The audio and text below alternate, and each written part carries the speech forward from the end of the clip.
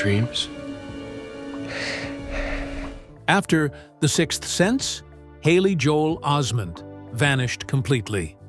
The boy who saw dead people disappeared from Hollywood overnight. But in 2025, shocking footage emerged from a ski resort. Police body cameras captured something no one expected. It's shocking video of actor Haley Joel Osment being arrested. The child star was caught doing things that destroyed his reputation in minutes. What happened during his missing years will surprise you. He wasn't just hiding from fame. He was hiding from something much darker. The truth about where he's been living will change everything you thought you knew about him. Haley Joel Osment came into the world on April 10, 1988, in Los Angeles, surrounded by a mix of Southern charm and stage light influence. His mother, Teresa, a schoolteacher from Birmingham, Alabama, brought with her a quiet strength and deep family values. His father, Eugene, had already spent years on stage, including in places like the Birmingham Repertory Theater, and he brought that love for acting into the home. Before Haley could even walk, he was hearing monologues instead of lullabies. There weren't bedtime fairy tales, there were scripts being read aloud in full voice. Their small house felt more like a theater green room than a nursery.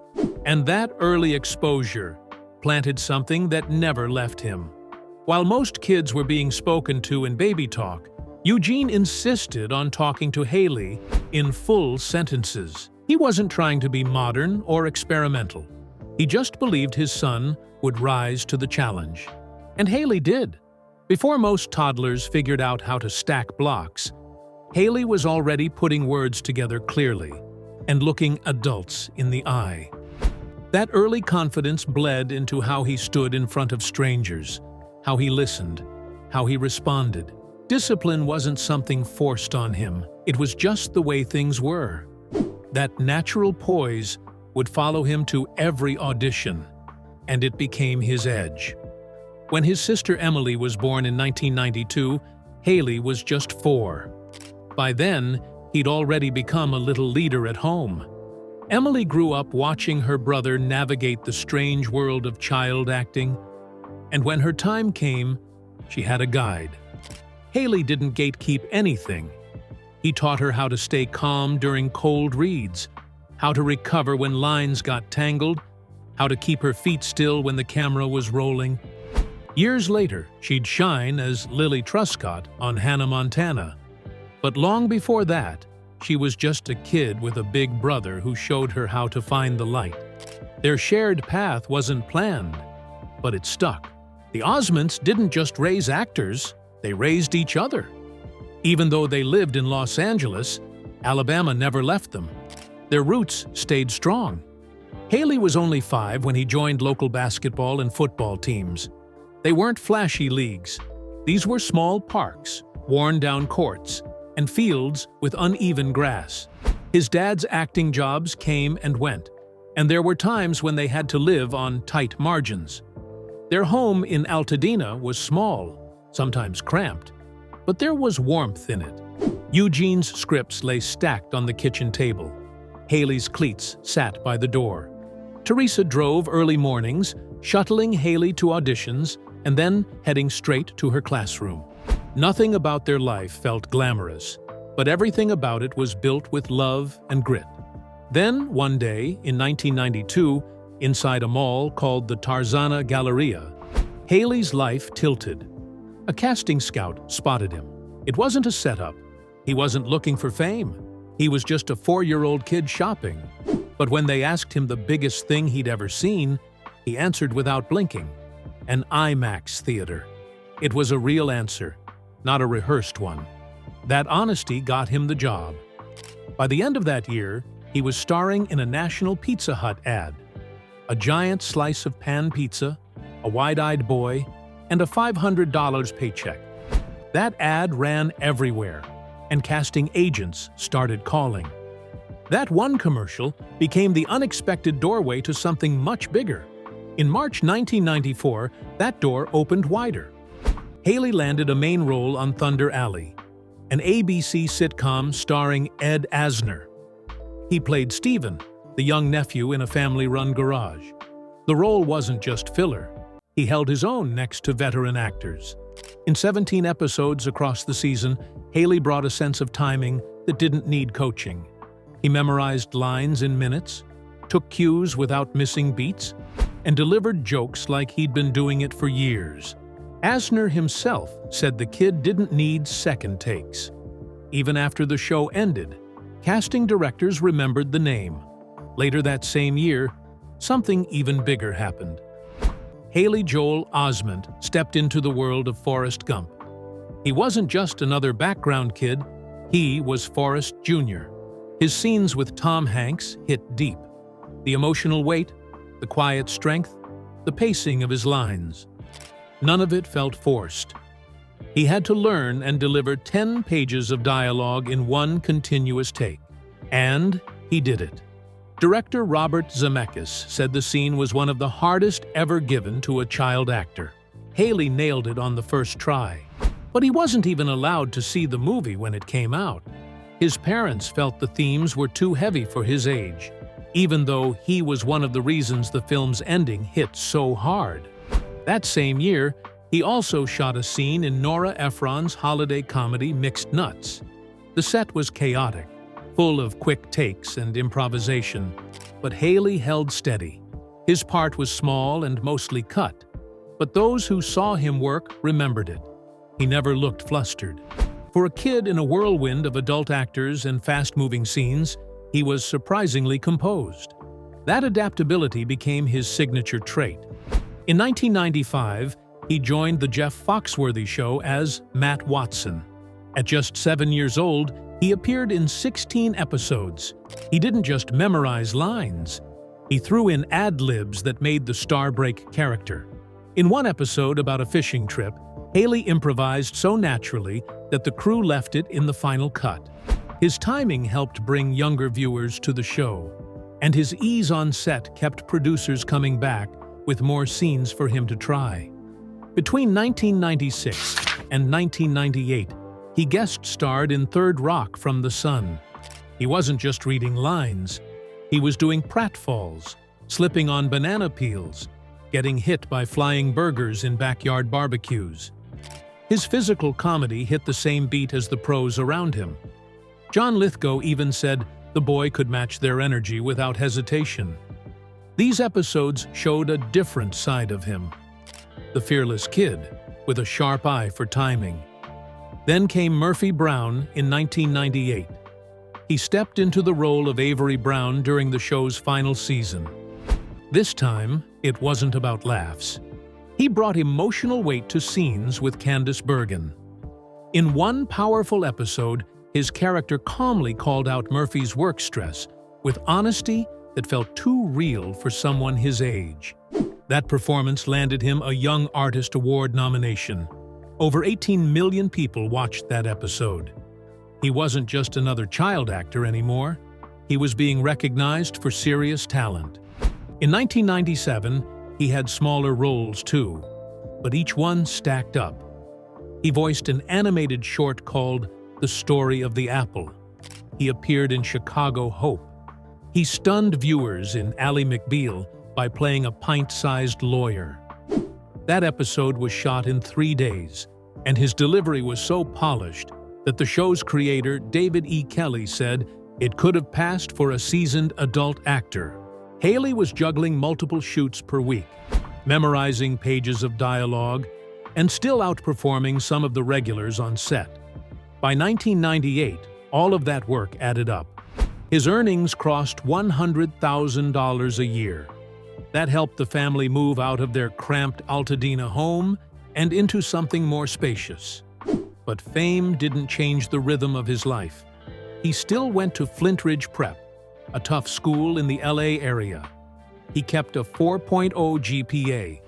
He wrestled for the school team, training late into the evening after long shoot days. Coaches said he never made excuses. Teachers said he never asked for special treatment.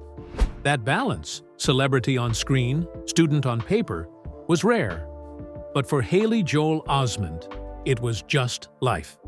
In 1999, a quiet 11-year-old boy from Los Angeles walked into a Philadelphia table read, and changed the course of his life with just one sentence. "I see dead people." Haley Joel Osment didn't shout it. He didn't overplay it. He just said it, soft and honest. That line struck like lightning. M. Night Shyamalan later said the tone of the whole film shifted in that moment. The Sixth Sense was shot in 35 days on a $40 million budget. It hit theaters in August and exploded. The film made $672 million worldwide. Suddenly, every moviegoer knew Haley's name. His performance wasn't just good for a kid. It was chilling, real, unforgettable. His 5-minute monologue about seeing ghosts became a moment burned into pop culture. That same year, the Academy nominated him for Best Supporting Actor. He was 11. No child had been nominated like that since 1934. He didn't just play a part. He became a symbol of child actor excellence. By 2000, his face was on 10 million DVD covers. His 12th birthday was ambushed by 50 paparazzi. His publicist had to shield him just to light candles. He was everywhere, but he didn't act like it. At the Young Artist Awards, he said, "Thank you to his parents for not letting fame change them." He skipped many red carpets and interviews, quietly going back to school while tabloids begged for stories. Behind the scenes, he started therapy to deal with the emotional weight of his role. The ghostly images he had carried into his performance stuck with him longer than anyone knew. He told the New York Times in 2024 that the whole thing made him hyper-aware of being watched. His house, his friends, his walks home. Everything felt like a camera could be near. That haunting didn't fade. Even when the film's buzz slowed, the cultural impact didn't. The twist ending became one of the most referenced in history. Parodies, sitcoms, memes. Osment's soft voice in that final reveal was echoed in 1,000 jokes, but no one could touch the original. His salary climbed to $1 million per film. For a boy barely 12, that was unheard of. Then came Pay It Forward, another intense role, another test of emotional depth. In one scene, lasting nearly 8 minutes, he stood toe-to-toe with Helen Hunt. One take, no cuts. He asked her to lightly hit him just to feel the sting and make it real. He wasn't even a teenager, yet he chased the pain of the role. That same year, in 2000, the movie hit theaters and brought him another Young Artist Award.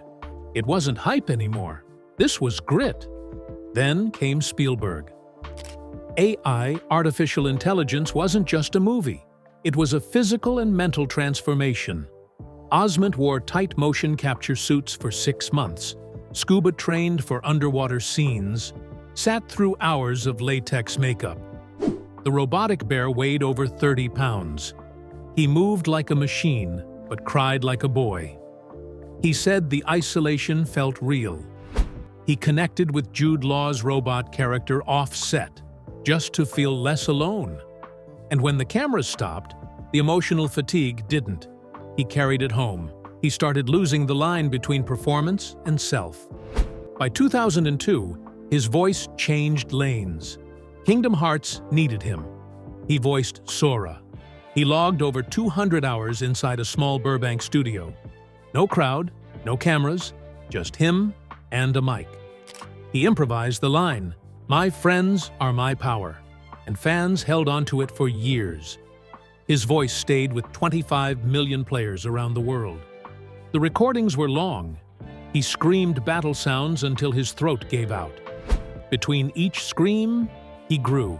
His voice work became as iconic as his early film roles. And in 2003, Secondhand Lions brought him back to screen with Michael Caine and Robert Duvall. He learned to drive a tractor, soaked in the southern setting, gave a grounded, humble performance. The film made $48 million. It was his last major lead before everything shifted.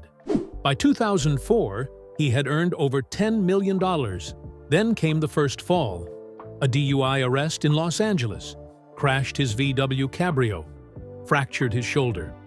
The police found marijuana. he was still just 18.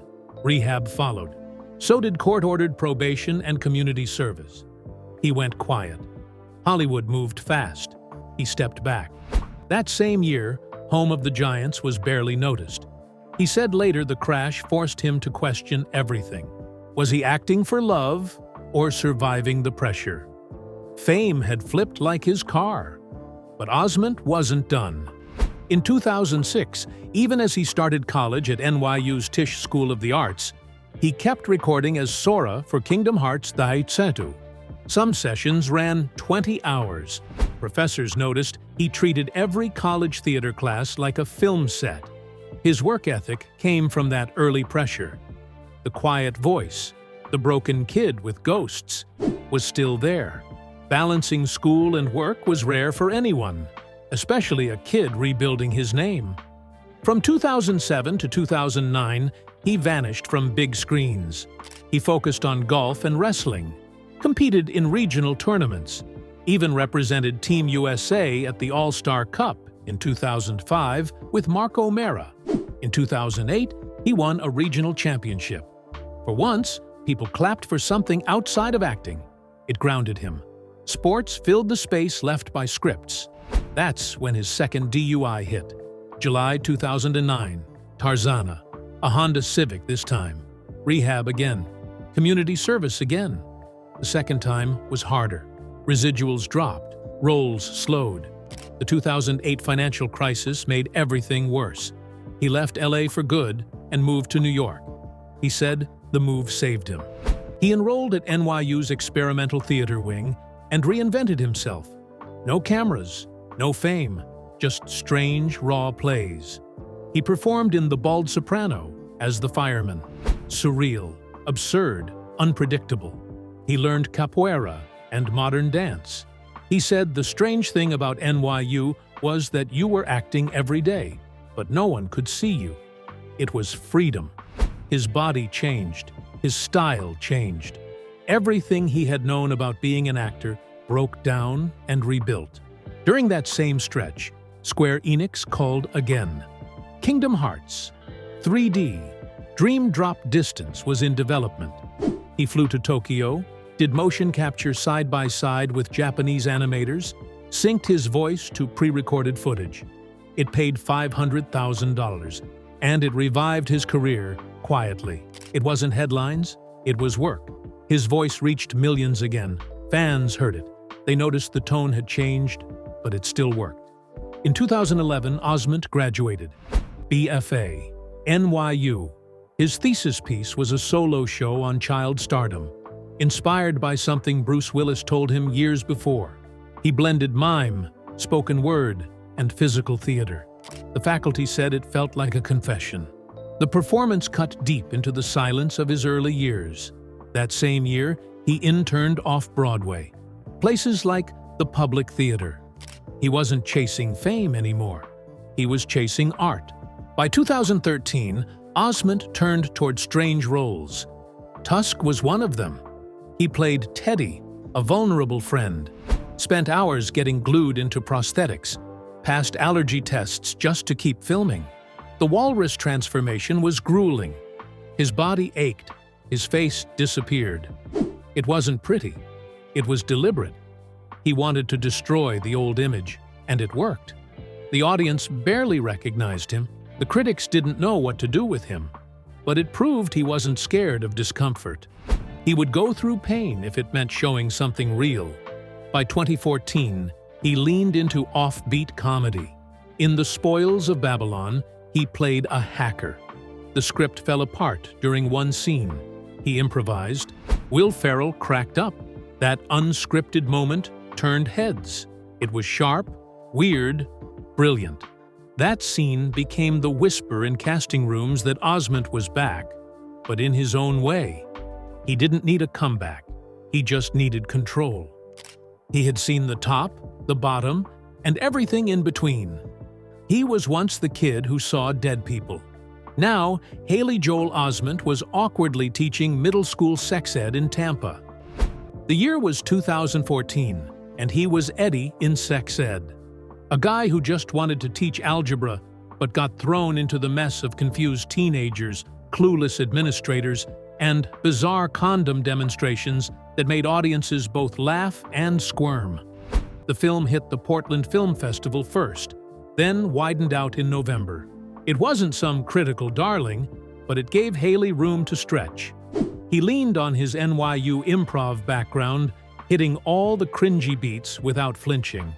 One scene had him explaining safe sex, using props that didn't belong anywhere near a classroom, yet it worked.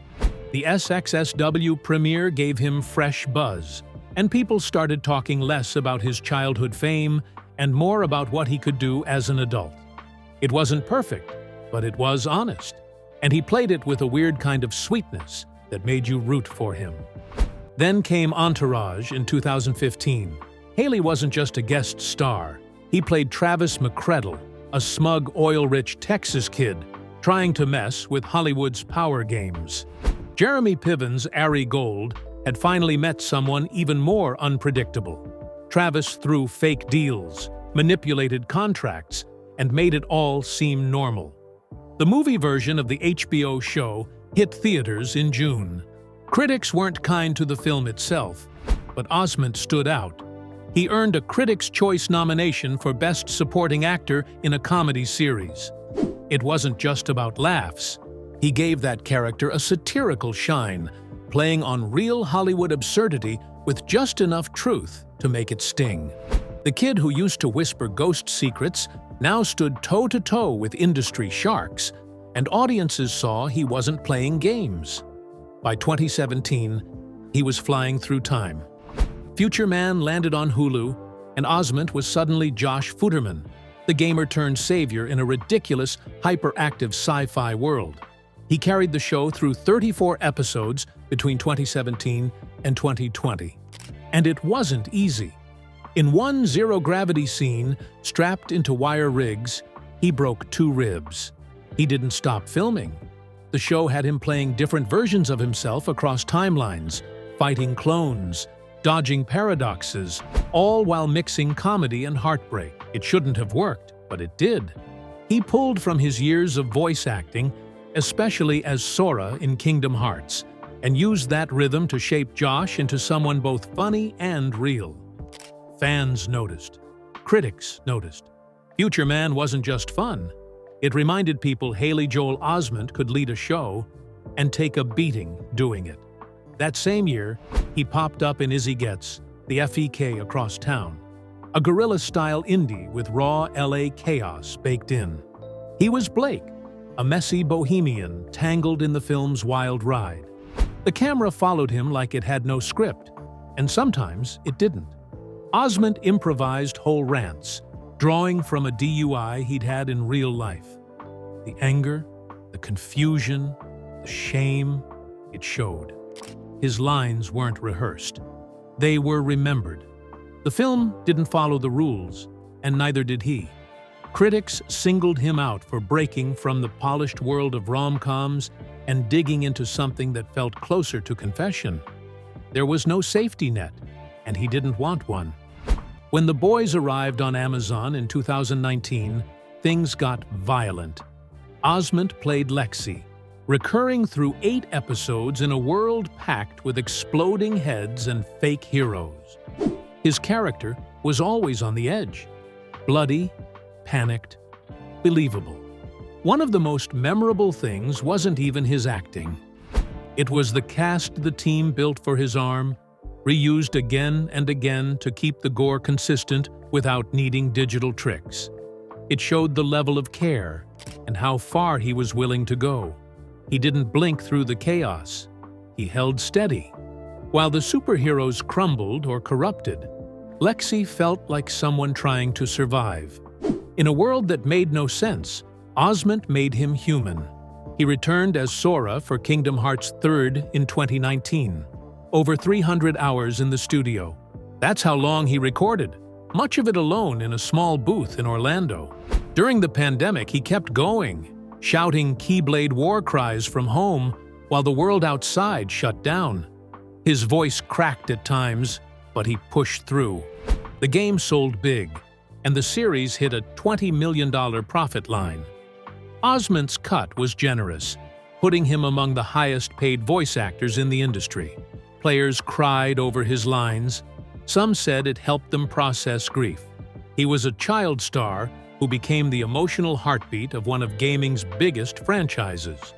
That same year, 2019, he took a darker turn as Johnny Bundy in Extremely Wicked, Shockingly Evil and Vile.